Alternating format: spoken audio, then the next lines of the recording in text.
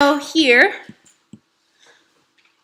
in the abstract, generally the first sentence, let's say, so this is,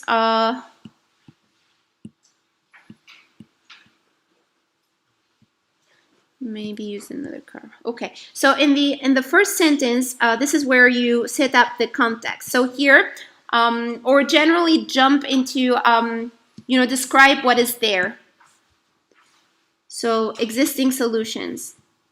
Some abstracts are longer than others, but here we see that we're directly talking about what previous studies have done. So previous studies have identified disordered functional and structural brain connectivities in autism spectrum disorder, right? However, so this is a very important connector. So generally, when I read a paper, I look out for those howevers.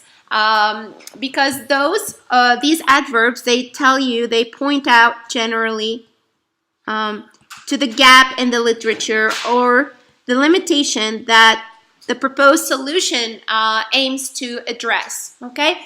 So, however, what is the first gaps? Shaped connections between brain regions were rarely investigated. So this is a big gap in the literature, right? And so in this paper, we use conventional T1 MRI to define morphological connectivity networks, etc., at both low order and high order levels. And we also present a connectomic manifold learning framework, which learns multiple kernels to estimate the similarity measure between ASD and normal controls. So this is to perform dimensionality reduction for clustering those subjects. So this is, here in this, you can see that in the abstract, you don't need to point out all the gaps, but you guys will see later on that when we hit the introduction, we have multiple gaps, not just a single gap, okay? So here we selected just one gap. Generally, you can mention 1 to 2 gaps in the abstract, okay? And what we have right there is like the proposed solution. So these are the steps or the key ingredients of the proposed solution. And then in the last part of the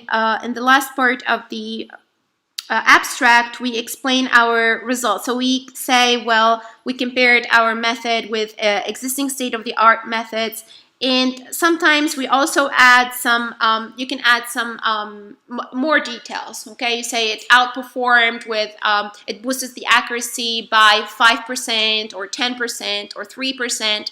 So there are different ways of doing that. But in the last part, what you're doing is you're describing your results, okay? So how you evaluated your solution, evaluate your solution. Now let's look at the introduction. So in the introduction, as you can see, guys, so this is, we have one paragraph, like three big paragraphs. So in the first one, what we're looking at is just, setting up the context. So we're talking about the problem. The problem is autism spectrum disorder or disease, and we want to learn how to automatically diagnose it. So this is, all context why this is an important problem to solve. So one in 68 children in U.S., they get affected by ASD. So this is just the beginning. It's just, context. And the why this is an important problem to solve. Now, let's look at the next sentence. So most connectomic studies on ASD in the literature have mainly focused, so this is important. So the majority of those studies, these are key terms that you guys can use. So they mainly focused on structural and functional connectivity. So for example, I'm giving a different example. So these are existing methods. So here, to solve this problem for diagnosis, so I'm detailing solutions number 1. Okay, so different methods use these. So these papers basically, they use brain connectivity to classify ASD and NC subjects. Next, however, you can guys see it here. So these are after detailing or explaining solution 1. We're talking about limitation of solution 1, okay, the first solution. So these are the limitations. However, one of the potential limitations of solely relying on those modalities are, and here I'm explaining those limitations, right? So limitation 1 and limitation 2 for research works which only relied on these brain representations, okay? So after explaining the limitations of previous studies or previous works, then I will present an alternative solution. So as an alternative, we propose. So it's very important that you guys write in the active form. So you don't say a solution was proposed, and it's your work, right? So you always say we propose, we detail, we, you know, like it's writing in the active form is more, it makes things feel more real, and like you're holding ownership of your own work. So this is important. So this is the solution that is proposed in this paper. A different type of brain network we call the morphological network, constructed from T1 MRI. So, right, so here in the next sentence, what we do, we explain why this is a good solution. So since recent research on ASD, they show that some morphological attributes of the brain, they can act as biomarkers, then it's important and kind of justifies why we're proposing this solution. So giving an intuition to, it's not just enough to say, well, to address the previous solution, we're proposing, to address the previous limitation, we're proposing this solution, but why this is a good solution, right? So intuition is important. So here, right here in this part, you say why your solution is good. So give some intuition, explain it, intuition. Back it up with research by citing, you know, works that inspired you to get to this solution, okay? Next, let's look. We have another, however. So let's read what's before that. So here, where each network is associated with a unique low-order cortical attribute, such as, you know, these sulcal depth and cortical thickness. However, since simply concatenating morphological brain networks overlook how their relationship might be affected at a high-order level by autism, we introduce morphological high-order brain networks, okay? So here, what is the limitation? We pointed the limitation, another limitation. So this is limitation 2, which is the low order. Generally, previous works, they represent a brain connectivity at a low order level, which is oversimplistic. So what we're proposing is a high order representation of the brain. So here we're pointing the limitation and proposing solution 2. Okay, so you can see how we slowly are building the narrative. Next, we're explaining why this is important. So unlike functional high order brain networks, our high-order network is able to characterize more complex interaction patterns among brain regions in morphology. So this is also giving intuition. So see, after I propose solution 2, I'm explaining why it might be a good solution. So why your solution 2 is good. Okay? So you can see the structure is very well, clearly, simply structured. So writing in a simple, cohesive, logical manner is very important. Now, on the other hand, now we want to talk about something else, still related to this one, but we're going from data representation, right? So previously, they used functional connectivity, structural connectivity. We propose morphological connectivity. Previously, they used low-order representation. We propose high-order representation. So all of those contributions, or two first solutions, they just look at the data representation. Now we want to move to this, you know, the second part of the problem, which is machine learning, okay? So here we used this connection. So on the other hand, a very limited number of works used machine learning methods on human connectome data from MRI for ASD and normal control classification in a supervised manner. Okay, so here I gave, we pointed here gap 3, right? And then I gave examples. We gave examples of methods that tried, for instance, so these are different methods that try to solve this problem, right, using machine learning. However, so this is, another, you can see like we have another however. So in line with gap 3, okay? While the majority of supervised machine learning techniques are somewhat limited in terms of scalability, as they require reliable and accurate labeling of medical data, unsupervised learning techniques can provide decision support for early intervention, help develop data-driven guidelines for care plan management, and help group patients by similar non-semantic features. So this is quite a long sentence. I wouldn't do it. I would have revised. Now I'm reading it and I'm feeling it's quite long, right? So if I were to change this paper, I would have probably split it into 2 sentences, okay? So you can see there's always a room to improve your writing, but at some point you have deadlines, right? You can't spend like a lot of time on paper revision and rewriting.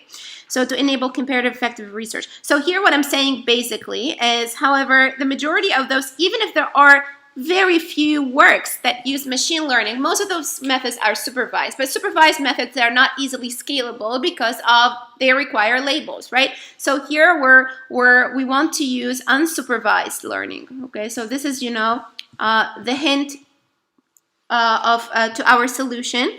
And from another, we're still detailing from a connectomic perspective, very few studies applied unsupervised learning methods for brain disease applications. So you can see how we slowly, like kind of connecting things together, going from, like the first solutions that were supervised and pointing their limitations. And then these are the limitations in terms of scalability, right? And then still, even with those limitations, we found another gap 4, which is like, very limited works use unsupervised learning for brain disease applications, okay? And here we're just, giving an overview of those works.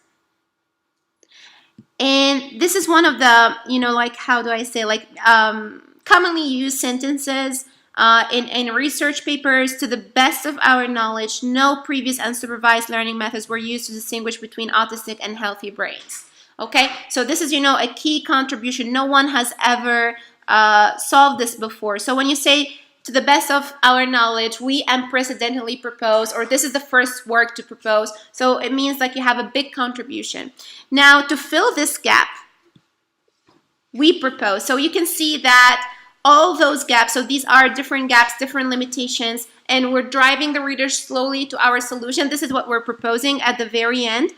We propose a high order, so this is high order, morphological, second contribution, manifold learning, this is unsupervised learning. So these are basically the 3 key contributions of the proposed solution that address previous limitations. So this is, proposed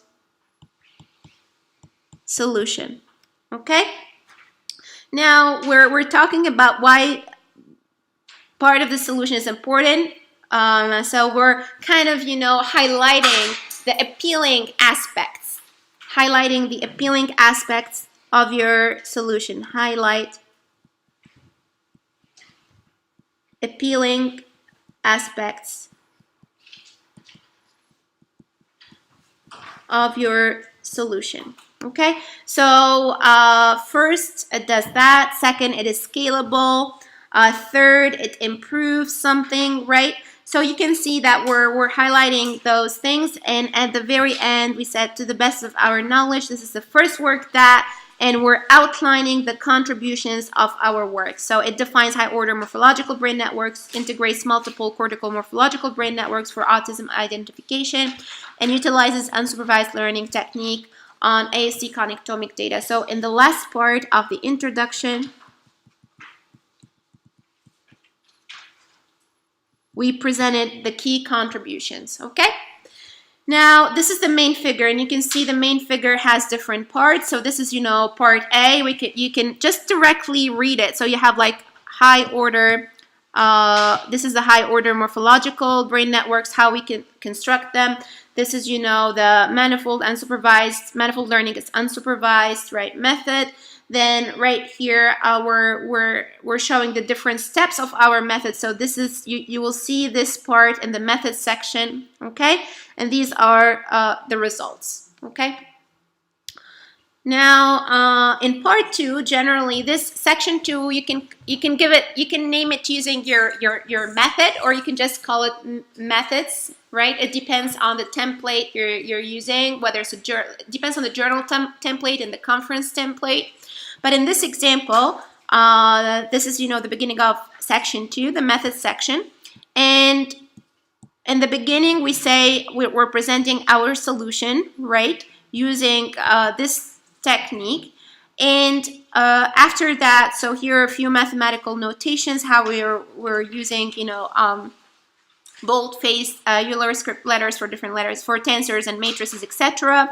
And as you can see, we summarized, so for enhancing readability, we have summarized the major mathematical notations in table 1. And for figure 1, we're kind of, just summarizing what's in figure 1, which is the heart of the paper, as I mentioned earlier. So these are the different steps. And you can see that before I go into detailing those steps, then we're just presenting them, okay? So step 1 is constructing. So these are the different parts of the method section, walking through the different steps of the proposed solution. So I'm not going to go into that, but you guys, this should be clear to you when you're reading papers. So you can see a nice structure of the different parts of the proposed solution. And right, so some notes. So this is, quite simple. It's just, detailing the different steps of your methodology.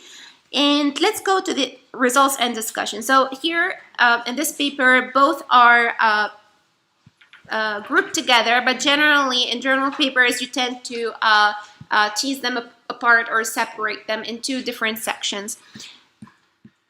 So in the beginning, as I mentioned before, we talk about evaluation dataset and method parameters, the parameters of your methodology. Then this is also an important part where you're explaining how you are evaluating your method.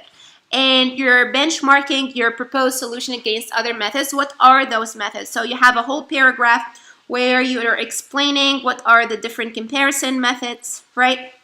And after doing that, right here, we are looking at the different figures and describing them and discussing them at the same time. So, for example, we can see that our method had the best performance in distinguishing between ASD and NC subjects among all methods using both 5-fold and 10-fold cross-validation schemes, right, with an average performance of 63.64%. So this is describing basically the results. So we have like the result figure right here. So we're describing the figures, and in this case we don't have many figures because it's a conference workshop paper, so it's quite short, just 8 pages. So we go over that, we describe different things, and we discuss. So this might indicate that. So you can see that we're discussing, we're connecting to the state of the art. For example, we found different regions, and then these should be connected to, state of the art, because these regions are kind of affected by autism. So you're interpreting your results. You're not saying, well, this is just what we found, but you're trying to find some derive some neuroscientific meaning from what your machine learning method has picked up. And finally, in the conclusion, so what we have, in the first sentence I mentioned, you say, we presented, so you make sure that the conclusion is written in the past tense, okay? And this is the first work on high-order connectomic manifold learning. So this is your solution. You're highlighting its strength. So our framework outperformed, okay? This is also highlighting the strength. So the first part is just summarizing your solution. Okay, so this is, you know, the presented solution, its strength, or many of them, okay? And then to improve, so this is, you know, future direction or future work, how to improve a limitation of the proposed solution. Okay, I guess that's it. So this is, you know, paper structure in a nutshell, very simply explained, I hope. Okay, guys, do you have any questions?